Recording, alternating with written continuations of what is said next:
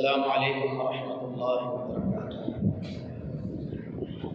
الحمد للہ رب العالمین حمد الشاکرین والصلاة والسلام علی رسولہ الکریم وعلی آلہ واصحابہ اجمعین، اما بعد فاعوذ باللہ من الشیطان الرجیم، بسم اللہ الرحمن الرحیم۔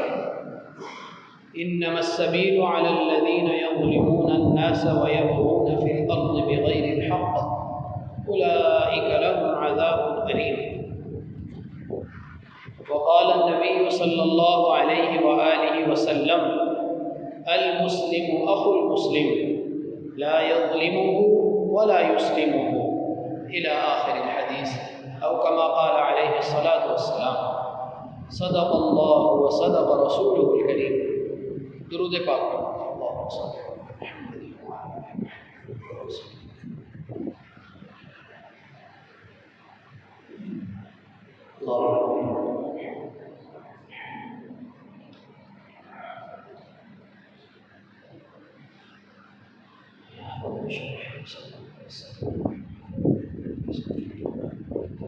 خواتین و حضرات، نمازی بھائی اور بہنوں، اللہ سبحانہ و تعالیٰ نے قیامت کے دن کو یوم الحساب بنایا ہے، اور قیامت میں انسان کے ہر عمل کا حساب ہوگا، اور اس حساب میں سب سے زیادہ سخت معاملہ وہ ظلم کا ہے۔ قرآن کریم میں اور احادیث مبارکہ میں غور کرنے سے معلوم ہوتا ہے کہ ظلم تین طرح کا ہے۔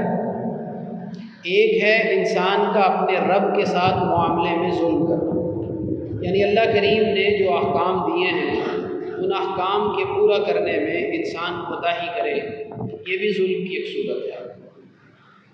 قرآن کریم نے یہ بھی بتایا ہے کہ انسان اپنے ساتھ بھی ظلم کرتا ہے۔ ظاہری بات ہے، گناہ کرے گا تو اپنے ساتھ ظلم کرے گا، لیکن اس کے ساتھ ساتھ ظلم کی جو ایک اور صورت بتائی گئی جو بعض صورتوں میں بہت شدید ہو جاتی ہے، وہ ہے ایک انسان کا دوسرے انسان کے ساتھ ظلم کرنا۔ ظلم عدل کے مقابلے میں ہے۔ عدل کا مطلب ہے کسی چیز کو اس کی جگہ پر رکھنا، اور ظلم کا مطلب ہے کسی جگہ کو اس کی مناسب جگہ سے کسی چیز کو ہٹا دینا، اس کا نام ظلم ہے۔ چنانچہ اسی لیے گناہ کو بھی ظلم کہا جاتا ہے، اور انسان جب کوئی نیکی چھوڑتا ہے تو وہ چونکہ نیکی کرنی ہوتی ہے اس کو چھوڑ دیتا ہے، اس لیے وہ بھی ظلم ہو جاتا ہے۔ اور جب انسان کوئی گناہ کرتا ہے تو چونکہ گناہ چھوڑنا چاہیے تھا، اس نے گناہ کر لیا، تو اس لحاظ سے وہ بھی ظلم بن جاتا ہے۔ قرآن کریم اور احادیث مبارکہ میں ہمیں غور کرنے سے معلوم ہوتا ہے کہ اللہ تبارک و تعالیٰ نے انسان کو یہ یاد کروایا ہے کہ تمہارا خالق بھی اپنے اوپر ظلم کو حرام کر چکا ہے، لہٰذا تم بھی اپنے درمیان ظلم نہ کیا کرو۔ یا عبادی انی حرمت الظلم علی نفسی، اے میرے بندو میں نے ظلم کو اپنے اوپر حرام کر لیا ہے، فلا تظالموا، بس تم خود بھی اپنے اوپر ایک دوسرے کے ساتھ ظلم کا رویہ اختیار نہ کیا کرو۔ پھر ہمارے معاشرے میں یہ جتنے لوگ مسلمانوں کو نیکی سے دور کرنے والے ہیں یا ان کے عقائد کے بگاڑ کا سبب بنتے ہیں، یہ سب کے سب ظالم ہیں۔ قیامت کے دن اپنی گمراہی کا بھی حساب دیں گے اور دوسروں کی گمراہی کا بھی حساب دیں گے۔ دیکھیے ہمارے معاشرے میں بڑی تیزی سے الحاد پھیل رہا ہے۔ ہمارے جدید تعلیمی اداروں میں، جدید تعلیم کے اداروں میں چونکہ دینی تربیت بالکل نہیں ہے، لہٰذا نوجوانوں کے دلوں میں ایسے خیالات پیدا ہوتے ہیں کہ جو خیالات اسلامی عقائد کے بالکل منافی ہیں، اور ان عقائد کو بیان کرنے والے، ان کو ثابت کرنے والے مسلمانوں کے بچوں کے ذہنوں کو خراب کرنے والے، یہ سارے کے سارے ظلم کرنے والے ہیں۔ یہ اللہ سبحانہ و تعالیٰ کی زمین پہ ظالم ہے۔ پھر جو شخص کسی کو ناحق قتل کرتا ہے وہ سب سے بڑا ظالم ہے۔ قیامت کے دن حقوق اللہ میں سب سے پہلے نماز کا حساب ہوگا، اور حقوق العباد میں سب سے پہلے قتل کا حساب ہوگا۔ سرکار دو عالم صلی اللہ علیہ وآلہ وسلم نے بطور تشبیہ کے بیان فرمایا کہ اگر اس دنیا کے اندر ایک سینگ والے جانور نے بغیر سینگ والے جانور کو مارا ہوگا تو قیامت کے دن اس بغیر سینگ والے جانور کو بھی سینگ دیے جائیں گے تاکہ وہ اپنا بدلہ لے سکے۔ تو پھر انسانوں کے درمیان کس قدر مشکل ہوگا یہ معاملہ۔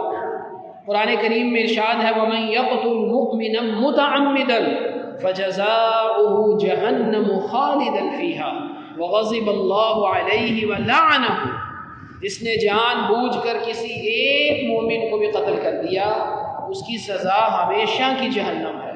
فَجَزَاؤُهُ جَهَنَّمُ خَالِدًا فِيهَا وَغَضِبَ اللَّهُ عَلَيْهِ وَلَعَنَهُ وَأَعَدَّ لَهُ، اللہ کا اس پر غضب بھی ہے، اللہ کی اس پر لعنت بھی ہے، اور اللہ تبارک و تعالیٰ نے اس کے لیے دردناک عذاب تیار کر رکھا ہے۔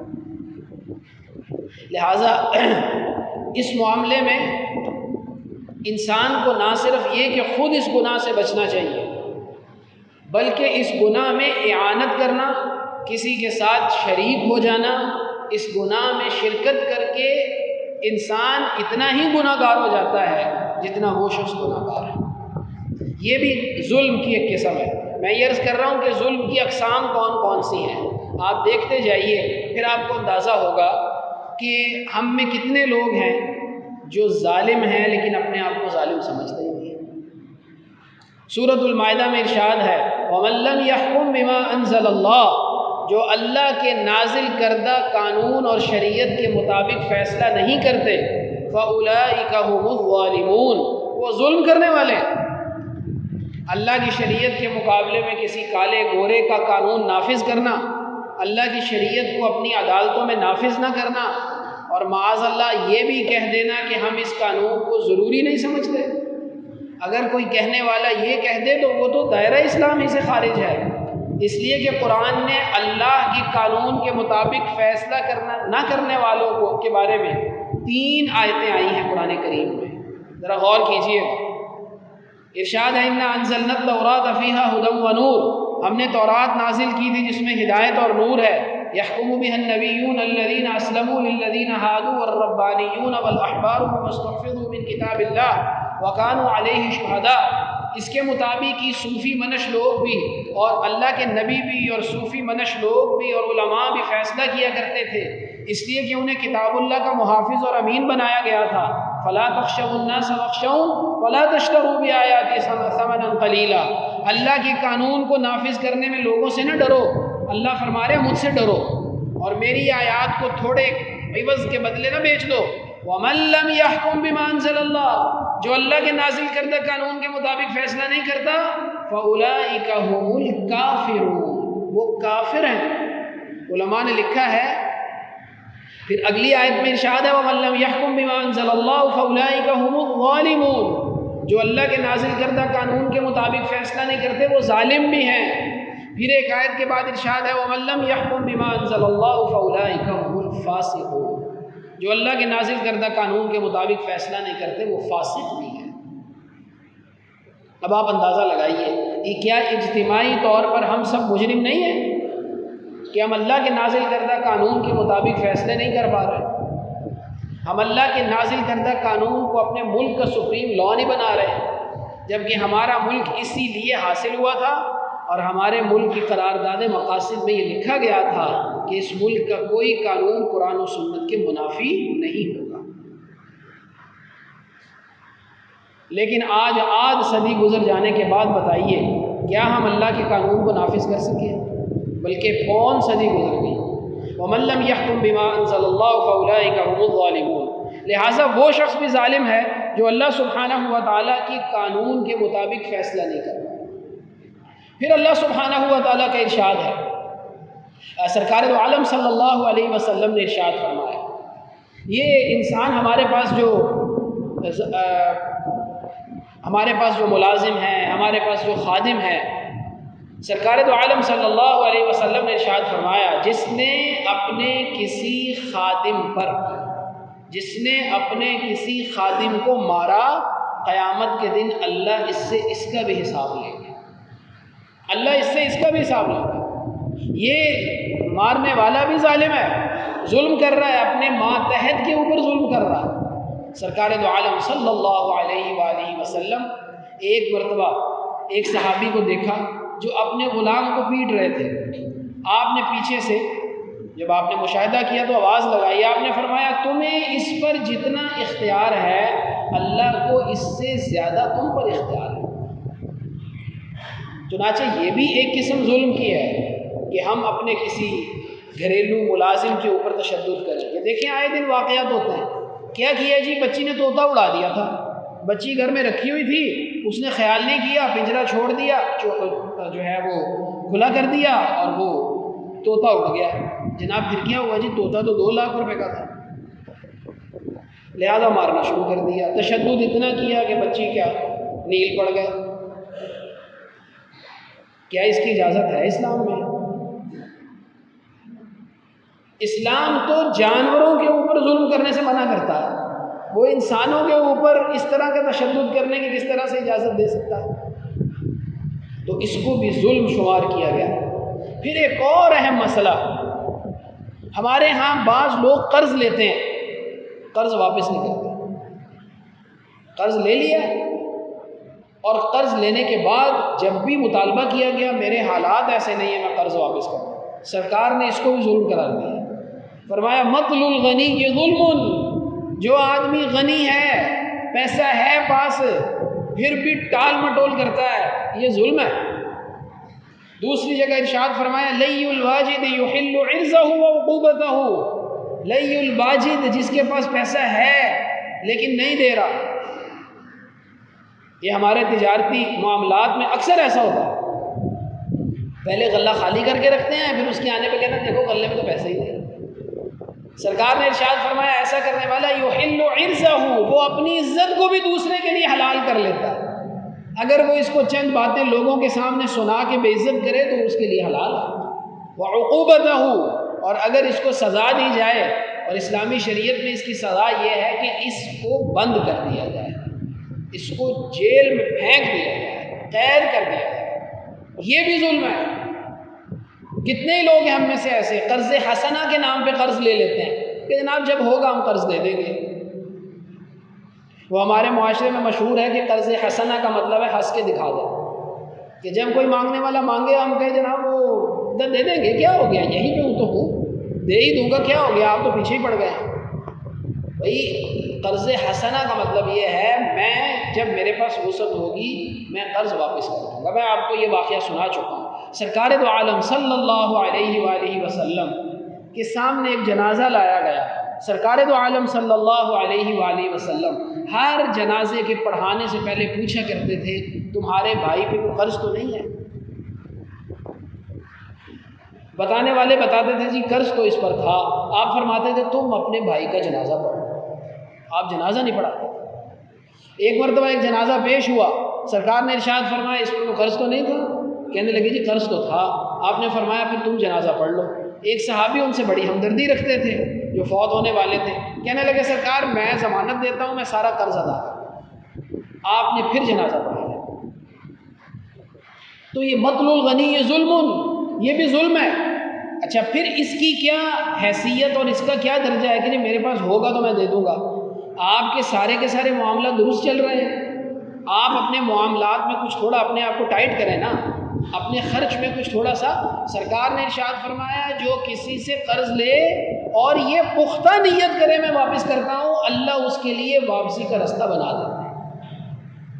لیکن جب نیت ہی نہ ہو، کتنے ایسے لوگ ہیں لاکھوں کروڑوں روپے دوسروں کے ہضم کر کے بیٹھے ہوئے ہیں۔ پھر کئی جنازوں میں ہم نے یہ بھی دیکھا ہے کہ جنازے میں بیچارہ بیٹا اعلان نہیں کر پاتا، کیونکہ ترتیب یہی ہے کہ جنازے میں یہ اعلان کر دیا جائے کہ جی میرے والد کے اوپر یا میرے جو بھی عزیز ہیں ان پر اگر کوئی قرض ہے تو بتا دیجئے، میں ادا کر دوں گا۔ وہ بیچارہ کس طرح ادا کرے؟ وہ تو ادا ہی نہیں کر پا رہا، اس کے پاس تو اتنی وسعت ہی نہیں ہے۔ اس لیے بہت ضرورت کے وقت قرض لینا چاہیے، اور وہ قرض جو ہے وہ پھر واپس فوری طور پہ کر دینا چاہیے۔ اگر وسعت ہے اور نہیں واپس کر رہا تو یہ ظلم ہی ظلم ہے۔ لیکن اس کے ساتھ ایک اور بڑی امید افزا بات ہے، وہ یہ ہے کہ اگر ایک شخص نے کسی کو پیسے دیے، اس نے اس کے ساتھ ٹائم لائن ایک بنا لی کہ میں تمہیں اتنے وقت میں اتنے دے دوں گا، یا انسٹالمنٹ کروا لی اس سے کہ بھئی اتنے وقت میں اتنے دے دوں گا، اتنے وقت میں اتنے دے دوں گا۔ سرکار نے ارشاد فرمایا کہ اگر یہ شخص اس شخص کو پیسے نہیں ملتے اور وقت طے ہوا تھا، تو جو وقت طے ہوا تھا اس وقت تک روز اس کو اتنا روپیہ صدقہ کرنے کا ثواب ملے گا۔ کسی نے ضرورت کے لیے کسی کو 1,00,000 روپیہ دے دیا، ٹائم طے ہوا 6 ماہ کا، روز 1,00,000 روپیہ صدقہ کرنے کا ثواب ملے گا۔ سرکار نے ارشاد فرمایا جب 6 ماہ گزر جائیں گے تو 6 ماہ کے بعد اس کو ہر روز 2,00,000 روپیہ صدقہ کرنے کا ثواب ملے گا۔ یعنی اس کے نامہ اعمال میں تو نیکیاں جمع ہو ہی رہی ہیں۔ آپ خود بتائیے، جتنے پیسے ہم کسی کو قرض دے دیتے ہیں، اپنے کسی بھائی کو، اپنے کسی رشتہ دار کو، کیا اتنے پیسے ہم صدقہ کرنے کی ہمت رکھتے ہیں؟ اکثر اوقات نہیں ہوتی۔ انسان مشکل میں پڑ جاتا ہے کہ میں اتنے پیسے کہاں سے دوں صدقہ، لیکن اگر قرض واپس نہیں مل رہا تو اس کے نامہ اعمال میں ثواب لکھا جا رہا ہے، اور اس کو چاہیے اچھے طریقے سے مطالبہ کرتا رہے۔ لیکن یہاں پہ جو مضمون بتانا مقصود ہے وہ یہ کہ اس کو دینا ضروری ہے۔ پھر غور کیجئے گا ایک اور بات، سرکار دو عالم صلی اللہ علیہ وآلہ وسلم کے ایک صحابی ہیں نعمان بن بشیر رضی اللہ تعالیٰ، وہ کہتے ہیں کہ میری والدہ کو بسا اوقات کسی ایک بیٹے سے زیادہ پیار ہوتا ہے، تو میری والدہ نے میرے والد کو کہا کہ میرے اس بیٹے کو نا اپنی زندگی میں کچھ دو۔ تو میرے والد نے کچھ لہت و لال کیا اور پھر انہوں نے کہا کہ چلو ٹھیک ہے، میں دے دیتا ہوں، میں دے دوں گا۔ وہ کہنے لگے کہ مجھے تو اعتبار کوئی نہیں ہے، تم سرکار کے پاس چلو اور سرکار اس چیز پر گواہ ہو جائے۔ وہ بچے کو لے کے سرکار کے پاس چلے گئے اور عرض کیا کہ سرکار اس کی والدہ مجھے یہ اصرار کر رہی تھی کہ میں اس کو جو ہے وہ کچھ پیسے دے دوں، تو میں نے ان کو کچھ ہبہ کر دیا ہے۔ تو سرکار نے ارشاد فرمایا تمہاری اور اولاد ہے؟ وہ کہنے لگے جی ہے۔ آپ نے فرمایا ان کو تو نہیں نہ دیا؟ تو انہوں نے عرض کیا کہ ان کو تو نہیں دیا۔ آپ نے فرمایا میں پھر اس ظلم کے معاملے پر گواہ نہیں بنتا، انی لا اشہد علی الجور۔ اس لیے اولاد کے درمیان بھی عدل کرنا چاہیے، اولاد کے درمیان عدل نہ کرنے والا بھی ظالم ہے۔ ہاں کسی شخص نے کسی اولاد میں سے کسی نے بہت زیادہ خدمت کی ہے وہ ایک علیحدہ معاملہ ہے، لیکن پھر بھی عدل انصاف کے ساتھ ہی ہو جائے تو بہتر ہے۔ اسی لیے علماء نے لکھا ہے کہ زندگی کے اندر بچے اور بچی کے اندر فرق نہیں کرنا چاہیے دینے میں۔ ہاں جب بندہ فوت ہو جائے تو اس کے بعد وراثت شرعی اصولوں کے مطابق ملے گی۔ تو سرکار دو عالم صلی اللہ علیہ وسلم کی حدیث سے معلوم ہوا کہ یہ بھی ظلم ہے۔ پھر کسی کی زمین ہڑپ کر جانا یہ بھی ایک ظلم ہے۔ سرکار دو عالم صلی اللہ علیہ وآلہ وسلم کی اہلیہ محترمہ زوجہ مطہرہ حضرت عائشہ رضی اللہ تعالیٰ عنہ نے، ایک صحابی تھے ابو سلمہ، ان کو یہ کہا کہ یا ابا سلمہ اجتنب الارض، اے ابو سلمہ زمین کے بارے میں بچ جایا کرو، زمین پر کسی کی زمین پر قبضہ نہ کیا کرو۔ فإن رسول اللہ صلی اللہ علیہ وآلہ وسلم قال، اس لیے کہ نبی علیہ السلام نے ارشاد فرمایا من ظلم قید شبر من الارض، کسی نے ایک بالشت زمین بھی اگر کسی کی لے لی تو وقہ من 7 ارضین، تو 7 زمینیں اتنی ہی مقدار میں ڈال اس کے گلے میں ڈالی جائیں گی قیامت کہ لو اس کو لے کے پھرو۔ یہاں پلاٹوں پر قبضہ ہو جاتا ہے، زمینوں پر قبضہ ہو جاتا ہے۔ اسی لیے میں اکثر عرض کرتا ہوں کہ ہمارا معاشرہ 2 انتہاؤں پہ چل رہا ہے۔ ایک انتہا یہ ہے کہ لوگ نماز روزے کی پابندی کرتے ہیں، مالی معاملات میں بالکل صفر ہے، مالی معاملات درست کرنے کی فکر ہی نہیں ہے۔ پتہ نہیں کس نے ان کو یہ بتا دیا ہے کہ دین صرف نماز روزے ہی کا نام ہے۔ اور دوسری طرف وہ لوگ ہیں معاملات بڑے اچھے ہیں، جب پوچھیں نماز پڑھتے ہیں کہتے ہیں کہ میں جھوٹ نہیں بولتا لیکن نماز نہیں پڑھتا۔ بھئی نماز کا حساب علیحدہ ہے، حقوق العباد کی بھی فکر کریں، حقوق العباد کی بھی فکر کریں۔ تو زمین کسی کی ہڑپ کر جانا، کسی کی زمین پہ قبضہ کر لینا، یہ بھی ظلم کی ایک صورت ہے۔ پھر سرکار دو عالم صلی اللہ علیہ وسلم کی احادیث سے معلوم ہوتا ہے کسی سے کام لینا اور اس کو اس کا پورا عوض نہ دینا، یہ بھی ایک ظلم ہے۔ کام کروا لیا اور اس کے بعد ٹال مٹول کرنی شروع کر دی۔ بھئی کام سے پہلے آپ کو طے کرنا چاہیے تھا کہ آپ نے اس کو کتنے پیسے دینے ہیں، اب بعد میں جتنے پیسے کی بھی وہ امید لگائے بیٹھا ہے آپ اس سے کم پیسہ اس کو دے رہے ہیں۔ لوگ اس کو ہوشیاری سمجھتے ہیں، لوگ اس کو کاروبار کا ٹیکٹ سمجھتے ہیں کہ دیکھا میں نے کہاں سے پیسہ بچا لیا۔ بھئی کسی غریب آدمی سے آپ نے پیسہ بچانا ہے، جو آپ نے طے کیا ہے اس کے مطابق اس کو دیجیے۔ بلکہ سرکار نے تو ارشاد فرمایا کہ محنت کرنے کے بعد جب وہ ٹھنڈا سکون سے کے ساتھ بیٹھ گیا ہے، اس کا پسینہ خشک ہونے سے پہلے اس کو پیسہ دے گا۔